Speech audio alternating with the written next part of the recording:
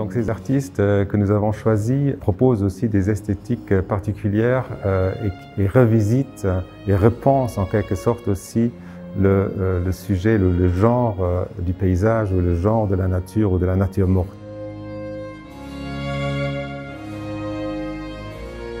Alors si je prends Vanja Bukan, qui est une jeune artiste slovène, on voit dans ses photographies tout un jeu de mains et d'images où à chaque fois la nature apparaît dans sa représentation, apparaît dans une espèce de collage au fait un peu surréaliste ou dadaïste où on est toujours un peu dans une ambiguïté entre entre tout ce qui est protection de la nature, mais peut-être aussi agression envers la nature. Nicolas Floch est un artiste français qui travaille en noir et blanc, particulièrement en noir et blanc, pas seulement. Surtout cette série que vous voyez ici est une série de paysages sous-marins où il photographie les récifs sous-marins comme des paysages mais on est complètement dans un univers tout à fait particulier et étrange.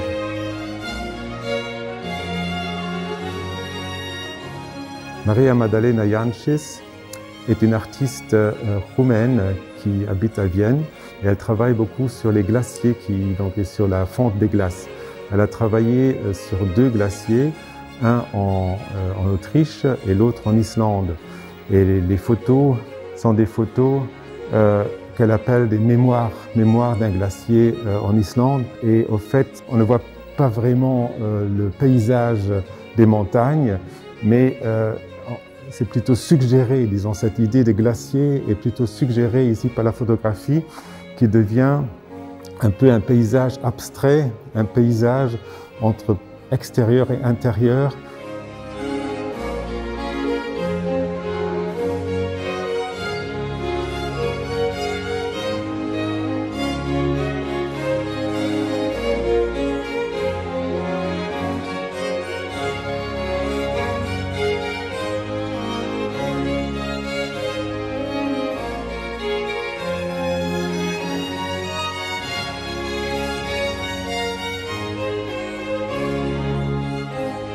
Anastasia Mitiokova a constitué une archive de 6000 photos autour d'un site nucléaire réalisé par les Américains dans les années 50 en Groenland. C'était pendant la guerre froide, donc c'était un site nucléaire militaire. Et donc à partir de ces images, elle réalise des installations où elle juxtapose différentes images de la construction de cette centrale.